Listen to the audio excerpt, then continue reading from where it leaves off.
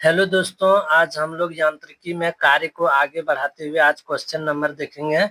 53 number question क्या कह रहा है। क्वेश्चन कह रहा है कि गति करती हुई एक कार विपरीत दिशा में आती हवा का सामना करती है, तो कार पर हवा द्वारा किया गया कार्य क्या होगा। तो कार्य पर हवा द्वारा किया गया कार्य क्या हो जाएगा, ये हो जाएगा आपका क्या। अगर कार इस दिशा से जा रही है और हवा आपका उसके विपरीत दिशा से आ रही है, तो कार्य आपका हो जाएगा ऋणात्मक। बोलता है कि जब गति करती हुई एक कार विपरीत दिशा से आती हवा का सामना करती है, तब हवा द्वारा कार पर लगाया गया बल कार के विस्थापन के विपरीत कार्य करता है।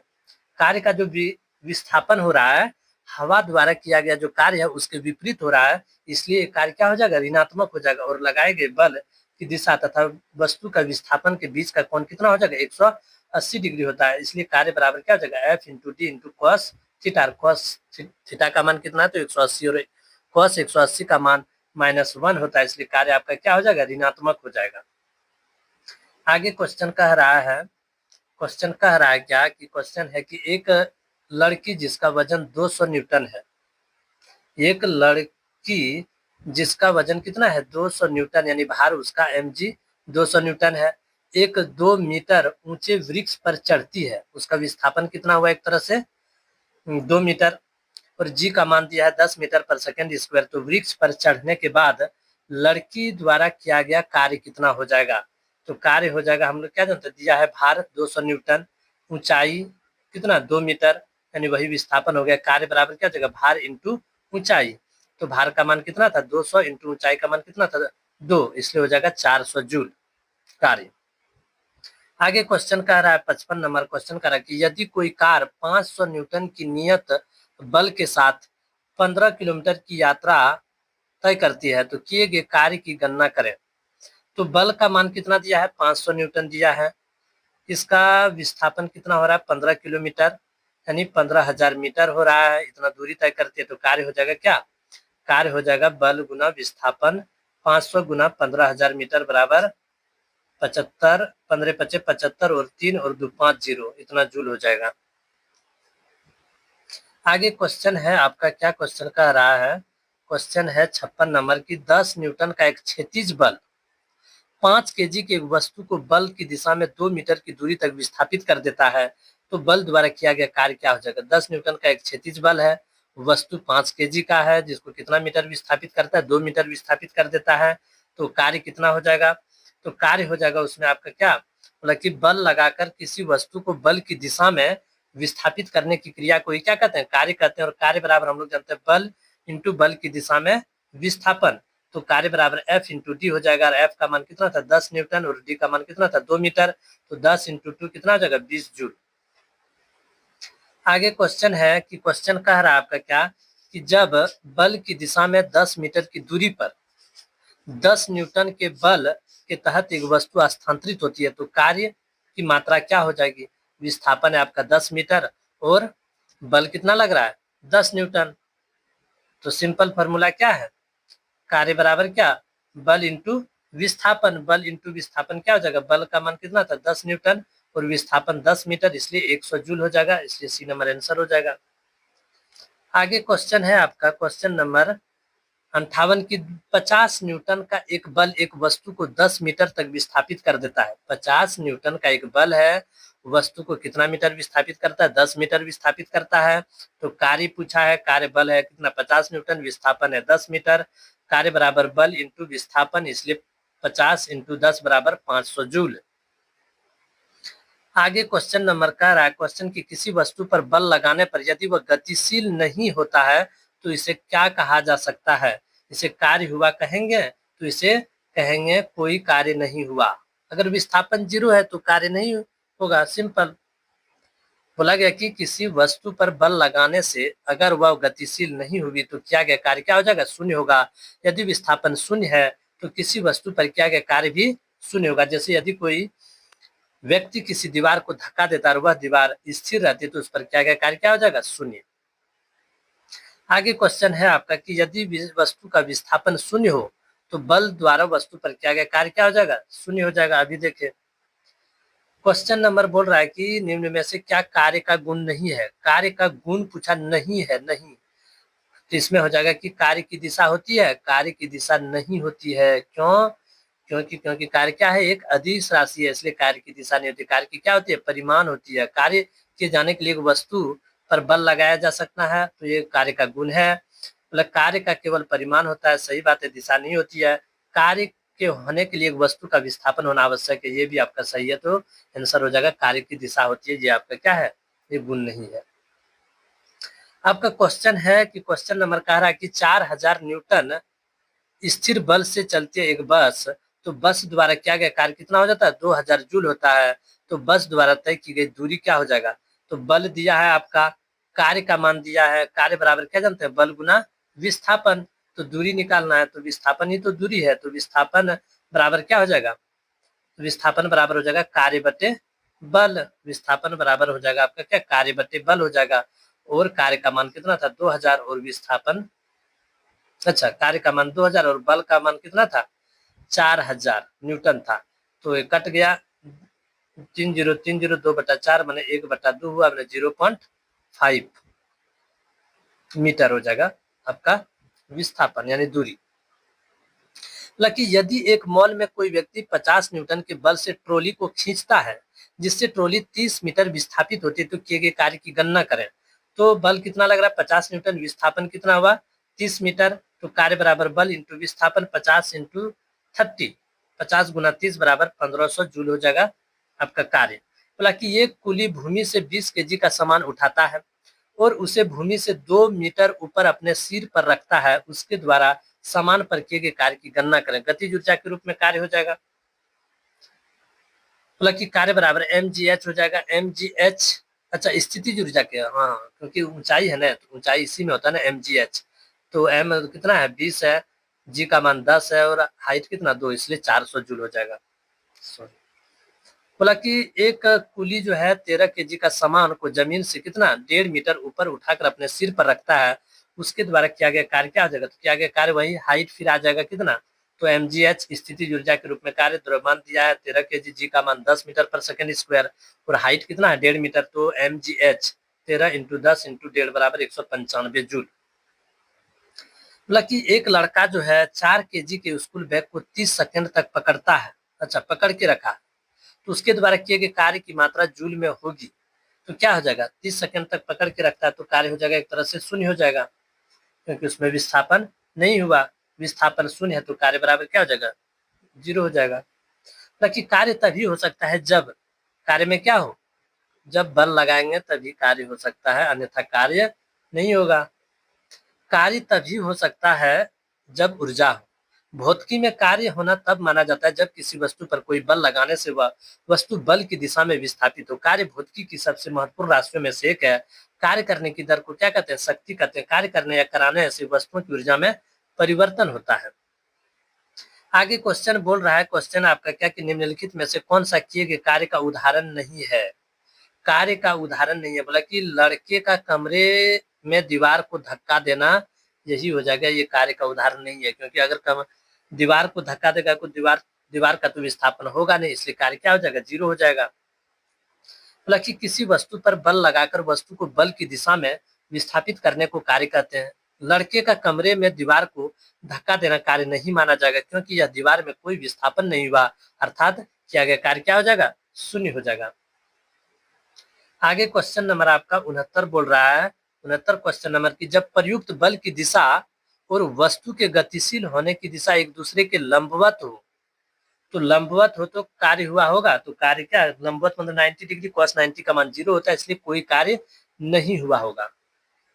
जब बल की दिशा और वस्तु के गतिशील होने की दिशा एक दूसरे के लंबवत हो, तो इस स्थिति में कार्य नहीं होगा। क्यों? क्योंकि F into S into cos theta, बल गुना विस्थापन इंटू कॉस थीटा, कॉस 90 का मान 0 होता है, इसलिए कार्य आपका क्या हो जाएगा, शून्य हो जाएगा, कार्य 0 हो जाएगा। बोला कि यदि बल और विस्थापन के बीच कोण कितना है तो कार्य ऋणात्मक होगा। अगर हम बल इस दिशा में लगा रहे हैं और वस्तु का विस्थापन इस दिशा में हो रहा है, तो दोनों के बीच 180 डिग्री का कोण बनेगा, और इस स्थिति में कार्य आपका क्या हो जाएगा, ऋणात्मक होगा, क्योंकि cos 180 का मान -1 होता है, इसलिए कार्य आपका क्या हो जाएगा, ऋणात्मक होगा। बल और विस्थापन के बीच का कोण 90 डिग्री हो तो कार्य बराबर 0 होगा। क्योंकि cos 90 का मान 0 होता है। यदि बल और विस्थापन के बीच का कोण 180 डिग्री हो तो किया गया कार्य ऋणात्मक होगा, क्योंकि कार्य का मान cos 180 का मान -1 होता है। और एक और स्थिति बनता है, इसमें 3 स्थिति, अगर बल इधर लगा रहे और वस्तु का विस्थापन उसी दिशा में हो रहा है, मैंने थीटा 0 डिग्री बन रहा है, तो cos 0 का मान 1 होता है, और उसमें सबसे ज्यादा कार्य, मैक्सिमम कार्य cos 0 में ही होगा। हालांकि एक वस्तु पर 125 न्यूटन का बल कार्य कर रहा है, उस वस्तु को बल की दिशा में 5 मीटर तक हटाया जाता है, तो बल द्वारा किया गया कार्य क्या होगा? बल द्वारा किया गया कार्य F × D सूत्र से 125 न्यूटन का बल लग रहा है, विस्थापन 5 मीटर, 125 × 5 बराबर 625 जूल। सिंपल था। क्वेश्चन नंबर 72 कह रहा है कि यदि कोई व्यक्ति 50 न्यूटन का बल सहित 10 मीटर की दूरी तक ट्रॉली को खींचता है तो उसके द्वारा किया गया कार्य क्या होगा? कार्य बराबर बल इंटू विस्थापन 50 × 10 बराबर 500 न्यूटन मीटर या 500 जूल। आगे है क्वेश्चन, यदि कोई वस्तु वृत्ताकार पथ में घुमाई जाती है, वृत्ताकार पथ में घुमाई जाती है तो उस पर किया गया कार्य क्या हो जाएगा? सुनिए, देखो, वृत्ताकार पथ में घुमाए, फिर वस्तु कहाँ आ गई? यहीं आ गई, यहाँ से चलना शुरू किया था, फिर वस्तु यहीं आ गया, इसका विस्थापन क्या हो गया? 0 हो गया, इसलिए कार्य क्या हो जाएगा? 0। विस्थापन 0 मतलब कार्य 0। यदि कोई वस्तु वृत्ताकार पथ में घुमाई जाती है तो उस पर किया गया कार्य 0 है, क्योंकि वृत्ताकार पथ में एक चक्कर में विस्थापन 0 होता है। हालांकि जब बल विस्थापन होता है तो बल द्वारा किए गए कार्य ऋणात्मक कब होगा? तो ऋणात्मक अभी हम लोग देखे थे कब होगा? जब बल इधर लगेगा और वस्तु का विस्थापन उसके विपरीत होगा, मतलब दोनों के बीच 180 डिग्री का कोण बनेगा, तो कार्य का मान क्या हो जाएगा? ऋणात्मक हो जाएगा। बल के विपरीत दिशा में अगर उसका विस्थापन हो तो कार्य ऋणात्मक होगा। ताकि जब बल लगने पर किसी पिंड या वस्तु के विस्थापन बल के विपरीत दिशा में होता है तो बल द्वारा किए गए कार्य को ऋणात्मक माना जाता है। बल एक क्या है? सदिश राशि है। न्यूटन के गति के द्वितीय नियम के अनुसार बल संवेग परिवर्तन की दर के अनुपाती होता है। जब वस्तु का विस्थापन बल की दिशा में होता है तो बल द्वारा किए गए कार्य का मान क्या होगा? धनात्मक होगा। बोला गया है सवाल की 2 मीटर लंबाई का एक समान चेन है, टेबल पर एसी रखी गई कि उसकी लंबाई का 60 सेंटीमीटर टेबल के कोने से मुक्त रूप से लटकता है, तो चेन का कुल द्रव्यमान 4 kg है, तो टेबल पर पूरी चेन को खींचने में किया गया कार्य क्या होगा? सवाल बोल रहा है कि 2 मीटर का एक चेन है, 2 मीटर का एक चेन है, इसमें से कुछ भाग इसका जो है टेबल पर है और कुछ भाग टेबल के नीचे लटका है। टेबल के नीचे जो लटका भाग है वो 60 सेंटीमीटर है, और पूरा बोला कि चेन का जो द्रव्यमान है, चेन का जो द्रव्यमान है वो 4 kg है, तो बोलता है कि इसको टेबल पर खींचने, जो नीचे लटका हुआ भाग है, इसको टेबल पर खींचने के लिए कितना कार्य करना पड़ेगा? तो देखते हैं। तो लटके हुए पहले चेन का जो द्रव्यमान है उसको निकालेंगे, और लटका हुआ चेन का जो द्रव्यमान हो जाएगा, पूरा चेन आपका कितना था? 2 मीटर लंबा था, ठीक है, 60 सेंटीमीटर, ये 4 kg का द्रव्यमान था, 4 kg का कुल चेन है, तो 4/2 मीटर था, तो 2 सेंटीमीटर में इसको चेंज किया, इसलिए 200 सेंटीमीटर हो गया, और 60 से गुना कर दिया, 60 सेंटीमीटर, क्योंकि 60 सेंटीमीटर चेन आपका नीचे लटका हुआ है, तो चेन का लटके हुए चेन का द्रव्यमान हो जाएगा 6/5 kg, 6/5 kg हो जाएगा आपका क्या? लटके हुए चेन का द्रव्यमान। अब आगे इसमें हालांकि चेन को खींचने में किया गया कार्य, जो लटका हुआ चेन है उसको खींचने में कितना कार्य करेगा? तो परिवर्तित जो स्थितिज ऊर्जा होगा, जो जितना होगा उसी के बराबर हो जाएगा, तो अंतिम स्थितिज ऊर्जा माइनस प्रारंभिक स्थितिज ऊर्जा, तो अंतिम स्थितिज ऊर्जा क्या हो जाएगा? अंतिम स्थितिज ऊर्जा 0 हो जाएगा। और प्रारंभिक स्थितिज ऊर्जा, तो प्रारंभिक स्थितिज ऊर्जा चेन नीचे लटका, उसको हम ऊपर की ओर खींच रहे हैं और गुरुत्व त्वरण नीचे की ओर कार्य कर रहा है, इसलिए -mgh, तो h को ही l लिया है चेन की लंबाई, तो minus into minus plus mgl हो जाएगा। और उसी तरह निकाला है चेन का जो है आपका क्या? 60/2 सेंटीमीटर आपका ये था। अच्छा, इसको फिर बदल दिया किसमें? 60 कुल लंबाई, अच्छा 60 सेंटीमीटर नीचे लटका था 2, तो हो जाएगा आप कितना? 30/100, 30/100, 2 को इसको बदल दिया किसमें? क्योंकि 2 से कटाएंगे 30 हो जाएगा, 30/1 होगा, तो 30 इसको फिर बदल दिया 100 मीटर में, सेंटीमीटर को मीटर में बदल दिया। लटके चेन का द्रव्यमान बीच में काम करेगा, तो 6/5, एम का द्रव्यमान कितना लटका हुआ चेन का? 6/5 kg था, जी का मान 10 है, और लंबाई कितना हो जाएगा? 30/100 मीटर हो जाएगा, इसलिए कार्य हो जाएगा 3.6 जूल हो जाएगा। हालांकि एक व्यक्ति भूमि से 25 kg का सामान उठाता है और इसे भूमि से 2.5 मीटर ऊपर सिर पर रख लेता है। यदि जी का मान 10 मीटर पर सेकंड स्क्वायर है तो सामान पर उसके द्वारा किए गए कार्य का मान क्या होगा। तो एक व्यक्ति है जो 25 केजी का सामान उठाता है और इसे अपने सिर पर रखता है, 1.5 मीटर ऊपर अपने सिर पर रख लेता है, तो सामान पर उसके द्वारा किया गया कार्य क्या हो जाएगा। तो कार्य हो जाएगा वही mgh के बराबर हो जाएगा। इतना दिया आपका द्रव्यमान, उसके बाद भूमि से h इतना दिया है और g का मान इतना है ही 10 मीटर पर सेकंड स्क्वायर, तो w बराबर mgh, तो 25 इंटू 2.5।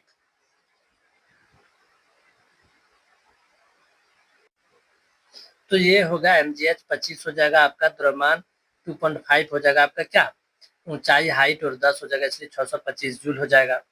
बोला कि 5 किलोग्राम भार की एक वस्तु को 4 मीटर की ऊंचाई तक उठाया जाता है, उस वस्तु पर लगने वाले गुरुत्व बल के कारण किया गया कार्य का मान कितना होगा। तो 5 किलोग्राम द्रव्यमान भार का एक वस्तु है जिसको 4 मीटर ऊंचाई तक उठाया जाता है, वस्तु पर गुरुत्व बल के द्वारा किया गया कार्य क्या हो जाएगा। तो गुरुत्व बल के द्वारा किया गया कार्य क्या हो जाएगा, तो mgh, तो इसमें माइनस हो जाएगा क्योंकि गुरुत्व बल नीचे की ओर खींचता है। तो mgh माइनस mgh, m का मान हो जाएगा 5, g का मान 10 और h 4, तो 200 जूल माइनस 200 जूल हो जाएगा। मतलब 5 किलोग्राम की एक वस्तु को 2 मीटर की ऊंचाई तक उठाया जाता है, तो इस प्रक्रिया में क्या गया कार्य क्या हो जाएगा। तो कार्य हो जाएगा आपका क्या, mgh के बराबर हो जाएगा कार्य वही। तो m का मान कितना था, 5 केजी है द्रव्यमान, g का मान है आपका, h का मान है 2 और g का मान 9.8 है, इसलिए 98 जूल हो जाएगा अगर सबको गुना कर देंगे तो। आगे क्वेश्चन है कि एक व्यक्ति 20 केजी के सामान को जमीन से 2 मीटर उठाकर अपने सिर पर रखता है, उसके द्वारा क्या क्या कार्य क्या हो जाएगा, वही mgh के बराबर हो जाएगा। द्रव्यमान आपका कितना है, 20 केजी है, हाइट आपका कितना है 2 मीटर है और जी का मान आपका दिया है 10 मीटर पर सेकंड स्क्वायर लेने के लिए। तो वही क्या है mgh, तो 20 गुना 10 गुना 2 बराबर 400 जूल हो जाएगा। बोला गया कि एक केजी की वस्तु 30 मीटर की ऊंचाई से भूमि पर गिराई जाती है, तो गुरुत्व बल द्वारा किया गया कार्य क्या हो जाएगा, भूमि पर गिराई जाती है। तो भूमि पर जब गिर रहा है तो द्रव्यमान आपका कितना है, 1 केजी है, गुरुत्व त्वरण 10 मीटर पर सेकेंड है, ऊंचाई 30 मीटर है, भूमि पर गिर रहा है, तो mgh हो जाएगा इसमें, क्योंकि गुरुत्व बल भी उधर लग रहा है और वस्तु का विस्थापन भी उसी दिशा में हो रहा है, तो इसलिए पॉजिटिव है यहाँ। तो 1 इंटू 10 इंटू 30 बराबर कितना हो जाएगा, 300 जूल हो जाएगा आपका कार्य। आगे क्वेश्चन है आपका क्या कि 800 किलोग्राम की एक कार द्वारा 5 मीटर पर सेकेंड से 10 मीटर पर सेकेंड वेग बढ़ाने में क्या गया कार्य कितना है। प्रारंभिक वेग v1 था आपका 5 मीटर पर सेकेंड और अंतिम वेग v2 हो गया आपका कितना, 10 मीटर पर सेकेंड। तो क्या गया कार्य क्या होगा, गतिज ऊर्जा में जो परिवर्तन होगा वही हो जाएगा क्या गया कार्य। तो हाफ m v2 का स्क्वायर माइनस v1 का स्क्वायर, तो v2 हो गया आपका क्या 10 मीटर पर सेकेंड और v1 हो गया आपका 5 मीटर पर सेकेंड। तो 1/2 इंटू द्रव्यमान का मान कितना था, 800 केजी है, 800 केजी हो जाएगा। v2 का मान 10 था, 10 मीटर पर सेकंड, तो 10 का स्क्वायर माइनस 5 का स्क्वायर, 1/2 इंटू 800 इंटू 10 का स्क्वायर 100 हो जाएगा, 5 का स्क्वायर 25, तो घटाएंगे तो 75 हो जाएगा। इसको घटाएंगे तो 400 गुना 75 बराबर 30,000 जूल, इसी को लिखते हैं 30 केजी जूल। आगे क्वेश्चन है कि 20 केजी भार की एक वस्तु को 2 मीटर की ऊंचाई तक उठाया जाता है, वस्तु पर गुरुत्वाकर्षण बल द्वारा किया गया कार्य क्या हो जाएगा। तो वही 20 केजी का द्रव्यमान है, ऊंचाई 2 मीटर है, गुरुत्व त्वरण लग रहा 10 मीटर पर सेकंड स्क्वायर, तो क्या गया कार्य क्या हो जाएगा, mgh बराबर 20 इंटू 10 इंटू 2 बराबर 400 जूल। यहीं तक रखते हैं, थैंक यू। आगे देखेंगे हम लोग शक्ति अगली कक्षा में। Okay, thank you.